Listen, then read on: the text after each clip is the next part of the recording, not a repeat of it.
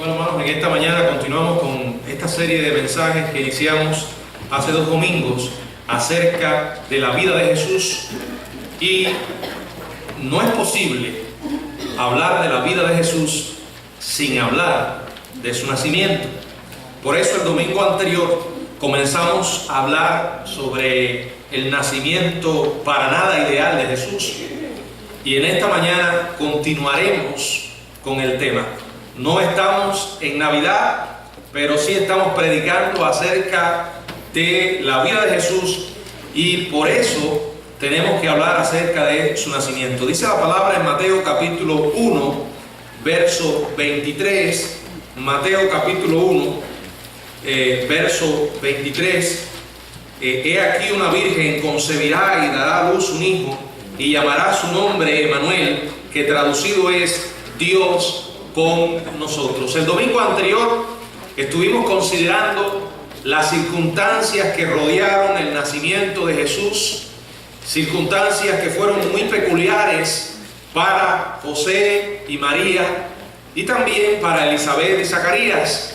Dios moviéndose en la historia humana para llevar adelante su soberano plan.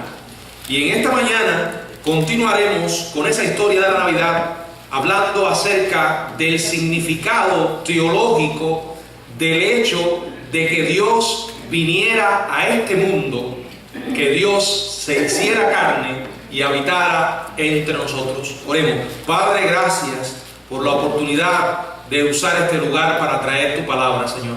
En tus manos poderosas nos ponemos y pedimos tu bendición sobre nuestra vida, que tú nos capacites con tu Espíritu Santo para hablar en tu nombre. Gracias por las personas aquí reunidas, así te pido por aquellos que han de venir, Señor. Todo te lo suplico en el nombre de Jesús. Amén. Bueno, este versículo 23 nos presenta una verdad gloriosa, extraordinaria. Dice: he aquí una virgen concebirá y dará a luz un hijo, y llamará su nombre Emmanuel, que traducido es Dios con nosotros. Jesucristo es Dios entre nosotros, Dios con nosotros.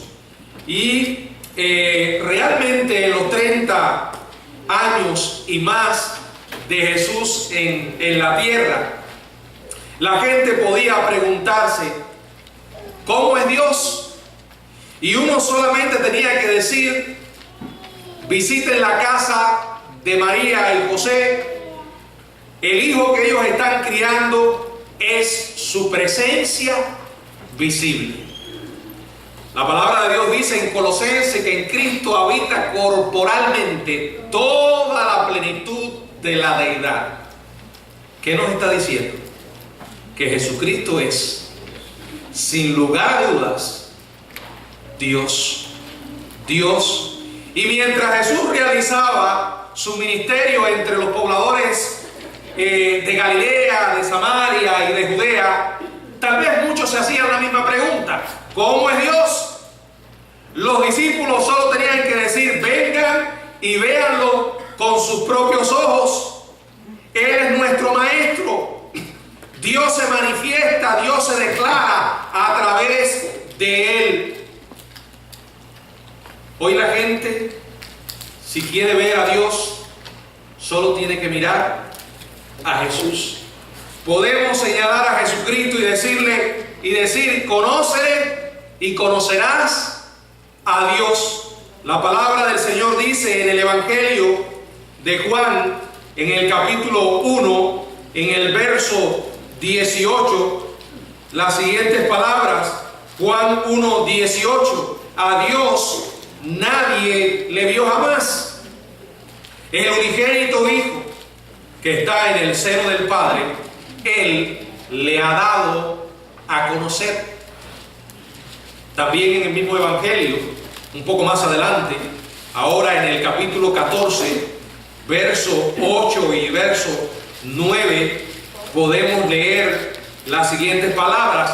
Felipe le dijo: Señor, muéstranos al Padre y nos basta. Jesús le dijo: tanto tiempo hace que estoy con vosotros y no me has conocido. conocido, Felipe? El que me ha visto a mí, ha visto al Padre. ¿Cómo pues dices tú, muéstranos al Padre? La realidad es que más claro, ni el agua, ¿verdad? Jesucristo es Dios. Y como habíamos visto, ese conocido pasaje de Romanos, capítulo 9, verso 5, que no admite ninguna discusión, solo se tiene que aceptar. Romanos 9:5, de quienes son los patriarcas y de los cuales, según la carne, vino Cristo, el cual es Dios sobre todas las cosas. Bendito por los siglos. Amén. Dios sobre todas las cosas. Hay algunos personajes por ahí que esto les molesta muchísimo. Y como yo sé que les molesta, cada vez que tengo una conversación con ellos, la inicio tratando este tema. El tema de la divinidad incuestionable e indiscutible de Jesucristo. A veces les pregunto, ¿ustedes creen en Cristo? Y me dicen, sí. Por cierto que al parecer estoy destinado a que todos los sábados tengan un encuentro con alguno de ellos. Ayer tuve otra vez otra conversación con estos religiosos y inmediatamente me enfoqué en lo que estábamos hablando, el punto de la divinidad de Cristo. ¿Ustedes creen en Cristo? Sí. ¿Para ustedes Cristo es Dios? Sí. ¿Dios sobre todas las cosas? No. Entonces ustedes niegan lo que dice la Biblia, ¿verdad?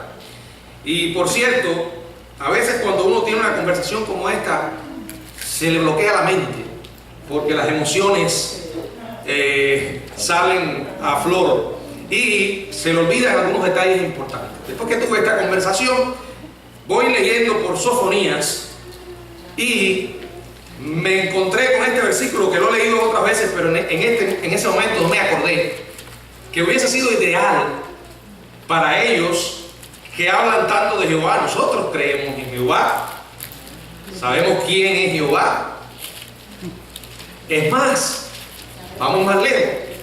Jehová y Cristo se identifican muchas veces como el mismo. Sofonías, no Sofonías, disculpe, es Zacarías. Es que estaba leyendo Zacarías capítulo 12. Si usted mira allí Zacarías, se va a dar cuenta que este capítulo comienza hablando de una profecía de la palabra de Jehová acerca de Israel en el verso 1. Jehová, que extiende los cielos y funda la tierra y forma el espíritu del hombre dentro de él, ha dicho. ¿Quién está hablando? Jehová. ¿Sí o no? Y así va hablando Jehová a lo largo de todo el capítulo 12. Y llega al versículo 10. Y derramaré sobre la casa de David y sobre los moradores de Jerusalén espíritu de gracia y de oración, y mirarán a mí, a quien traspasaron, y llorarán como se llora por hijo unigénito. El que está hablando ahí todavía es Jehová, y está diciendo que lo traspasaron. ¿A quién traspasaron? O sea, es incuestionable la divinidad de Jesús. Jesús es Dios. Y en este mensaje vamos a estar haciendo énfasis en este hecho, porque esto es un pilar de nuestra fe. Sabemos que Jesús es hombre, 100% hombre, pero también 100% Dios. Y quiero invitarles a reflexionar en algunas verdades al respecto. En primer lugar, vamos a ver un censo dentro del plan de Dios. En segundo lugar, vamos a ver un nacimiento muy especial. En tercer lugar, vamos a considerar una nueva luz. En cuarto lugar, vamos a ver diferentes respuestas. En quinto lugar, veremos una nueva manera de pensar. Les invito a que me acompañen reflexionando en cada una de estas ideas en torno al nacimiento de nuestro Señor, que comenzamos a meditar en él el domingo domingo anterior y hoy vamos a concluir esta importante faceta de la vida de nuestro Señor, que fue cuando vino a este mundo, cuando Dios se hizo carne, como resultado de su plan soberano para salvar a una humanidad perdida y sin esperanza. En primer lugar, un censo dentro del plan de Dios. Augusto César había decretado que todo su imperio tenía que someterse a un censo. Dice la palabra en Lucas capítulo 2, verso 1 y verso 2. Aconteció en aquellos días que se promulgó un edicto de parte de Augusto César, que todo el mundo fuese empadronado. Este primer censo se hizo siendo Cirenio gobernador de Siria. El censo fue ordenado por Augusto César. Pero vamos a ver que por encima de Augusto César estaba Dios, llevando adelante su plan, valiéndose de la instrumentalidad humana y cumpliendo su propósito redentor para la humanidad. La pareja desposada de Nazaret se vio obligada a hacer un viaje de más de 30 kilómetros hasta Belén, la ciudad de David, el lugar de sus ancestros. Leemos en el verso del 3 hasta el 5 del capítulo mismo 2, dice la palabra: e iban todos para ser empadronados cada uno a su ciudad. Y José subió de Galilea, de la ciudad de Nazaret a Judea, a la ciudad de David, que se llama Belén, por cuanto era de la casa y familia de David, para ser empadronado con María su mujer, desposada con él, la cual estaba encinta. En el cercano oriente, las normas de hospitalidad exigían que cuando llegaban visitantes, los locales les abrieran sus hogares a ellos. Pero esta cantidad de personas debió realmente de haber apabullado a esta pobre gente de Belén. Por eso cuando María y José llegaron, tuvieron que buscar un mesón. No sé si ustedes saben lo que eran mesones, pero los mesones eran establecimientos realmente zarrapastrosos, manejados por personas de dudosa moralidad. A ningún padre de familia se le hubiera ocurrido la idea de llevar a su familia realmente a estos lugares, y menos aún para que la esposa diera a luz. No era el lugar ideal para esto. Sin embargo, cuando ellos llegaron hasta los mesones, estaban llenos. Quiero decirles, queridos hermanos, que lo decidido por los hombres solo estaba sirviendo para que el plan de Dios se cumpliera. Nuestro Dios está entre nosotros. Dios no solamente creó el mundo, Dios lo gobierna soberanamente. Dios se mueve en medio de las circunstancias. Es más, Dios mueve los corazones humanos para cumplir sus planes. La palabra nos enseña esto. Varios siglos antes del nacimiento de Augusto César, un profeta judío llamado Miqueas había hablado sobre el nacimiento de Jesús. Si alguno de ustedes puede buscarme Miqueas capítulo 5, porque sé que lo van a buscar más rápido que yo.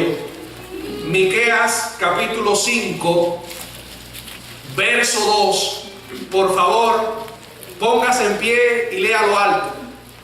Pero tú, Belén, Efrata, pequeña para estar entre las familias de Judá, de ti me saldrá el que será Señor en Israel, y sus salidas son desde el principio, desde los días de la eternidad. Ahí estaba el anuncio, ahí está la profecía. Augusto César pensaba que estaba haciendo un ejercicio de su poder que le daría mayor control sobre el mundo, pero lo que él no sabía era que lo que estaba haciendo era hacerle un mandado a Dios. La Biblia dice en Proverbios capítulo 21, verso 1, quiero que leamos allí lo que dice la palabra. Dice: como los repartimientos de las aguas, así está el corazón del rey en la mano de Jehová. A todo lo que quiere, lo inclina.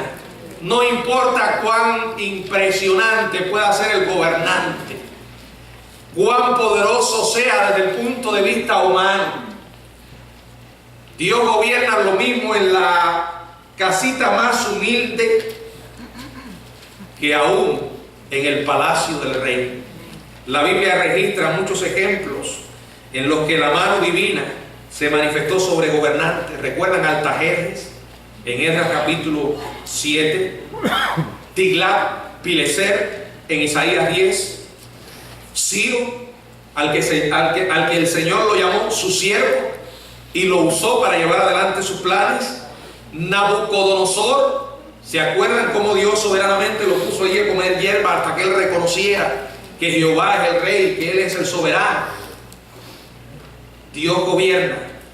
La palabra nos dice en Proverbios capítulo 16, verso 1. Proverbios 16:1. Del hombre son las disposiciones del corazón, mas de Jehová es la respuesta de la lengua. Y en ese mismo capítulo 16, en el verso 9, el corazón del hombre piensa su camino, mas Jehová endereza sus pasos. En realidad este hombre pensó que estaba haciendo ejercicio de su poder y no era más que un instrumento de Dios para llevar adelante sus propósitos. José y María vivían en Nazaret, pero la profecía decía que el Mesías tenía que nacer ¿dónde?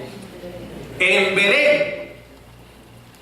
Además, no olvidemos que nuestro Dios es omnisciente, que nuestro Dios es soberano y que a Él tampoco le tomó por sorpresa que aquella multitud de personas saturaran a la pequeña Belén antes de que José y María llegaran. Pero allí, repito, estaba la mano de Dios. Vimos un censo dentro del plan de Dios. Lo segundo que vemos es un nacimiento muy, pero que muy especial.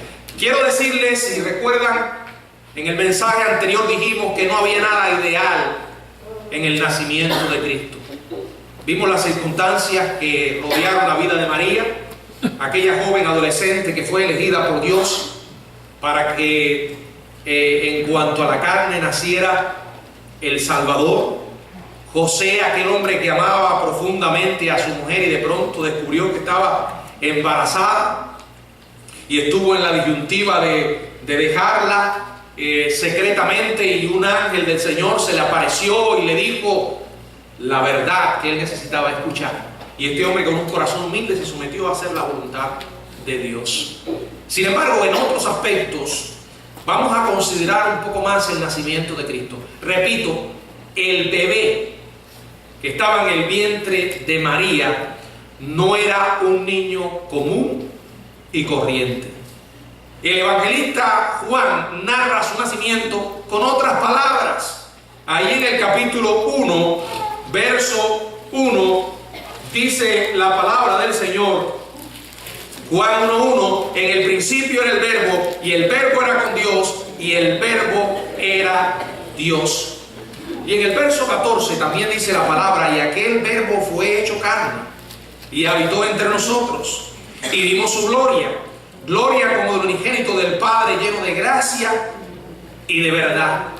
El omnipotente creador del universo vino a esta tierra miserable, afectada por el pecado, en la debilidad de la carne humana. Se hizo hombre.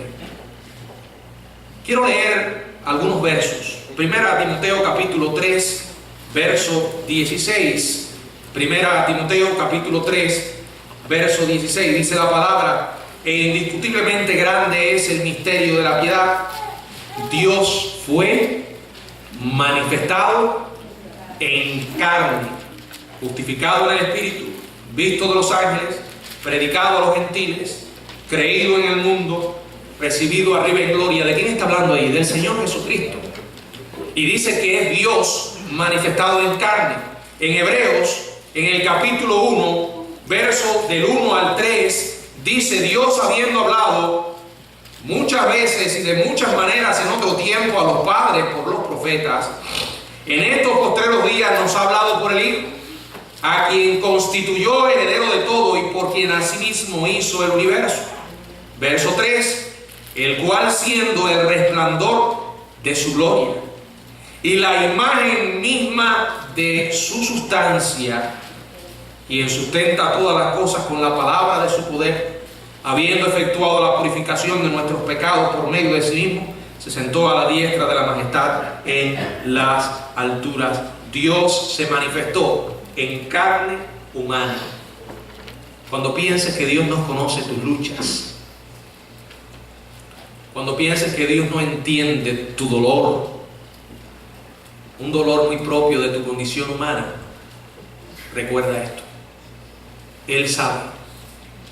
Como dice la Biblia, se acuerda de que somos polvo, conoce nuestras debilidades, se compadece. Jamás olvide que Él vivió entre nosotros. No solo nos creó, sino que además vivió entre nosotros.